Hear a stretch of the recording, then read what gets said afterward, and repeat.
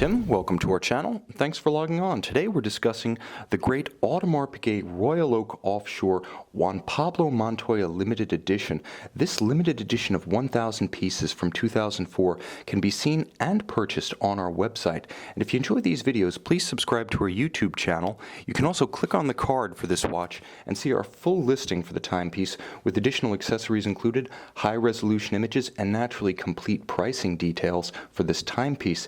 Now, on my wrist, 6 1/3 inches, 16 centimeters in circumference, this watch represents an aesthetic revolution for the Audemars Piguet Royal Oak Offshore series. Now, let's do a little bit of a history lesson here.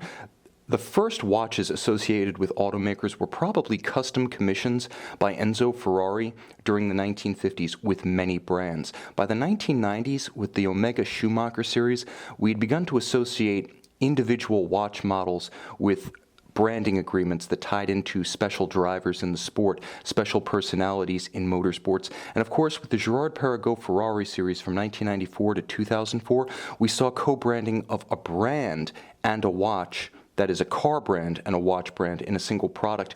But it wasn't until the 2004 Juan Pablo Montoya that we saw a total domination of the aesthetic of the watch by motorsport motifs. This is the watch that really brought it all together, and with design input from Audemars Piguet subsidiary Richard Mille at the time, it's no wonder. So let's talk about fit on my wrist. 16 centimeters in circumference.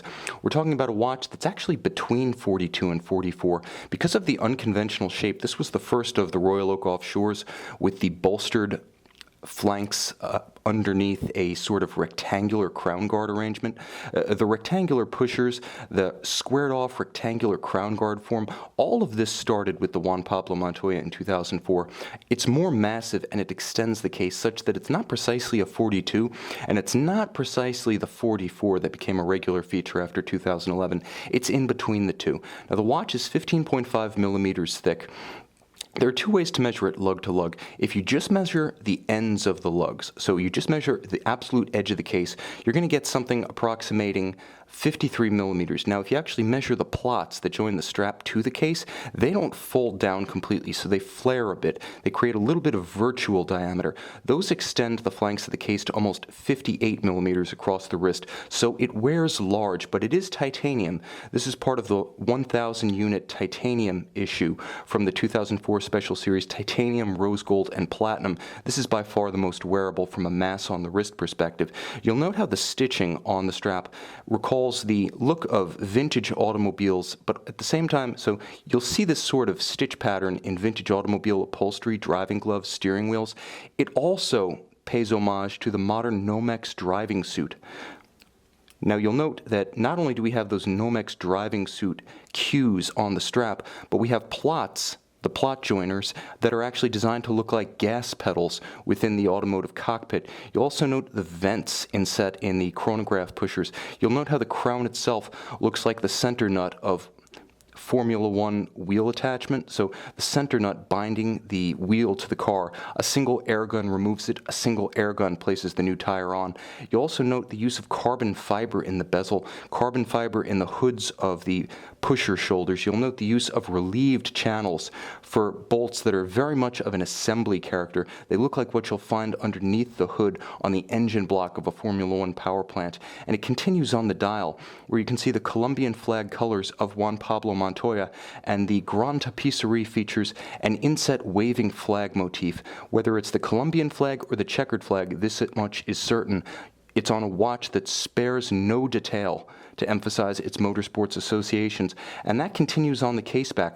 This was the very first of the Royal Oak Offshores to feature a display caseback, and you can see underneath the caliber 2226-2840, a modular chronograph with a Jaeger-LeCoultre 889, and on top, a Dubois de Praz vertical clutch chronograph module. It operates at 4 Hz, it hacks, it has a quick set date, it's protected by 100-meter water resistance, it's 54 joules and bidirectional winding, allowing it to energize a 40-hour power reserve. So you've got a lot of pedigree here. You have Juan Pablo Montoya, Richard Mille, Audemars Piguet, Jaeger-LeCoultre, Dubois de Praz, and yes, a dial by Stern Creations, Audemars Piguet's Royal Oak and Royal Oak Offshore dial supplier of the time. Stern Creations, if that rings a bell, yes, we're talking about those sterns. This watch is something like a high horology tour of Switzerland with a weekend in Colombia thrown in for good measure. A handsome, dynamic, and historically significant Royal Oak Offshore. It was the first of the F1 Driver Series special editions, and in the eyes of many, it remains the absolute best. You can see and you can purchase the Audemars Piguet Royal Oak Offshore Juan Pablo Montoya limited edition in titanium on our website.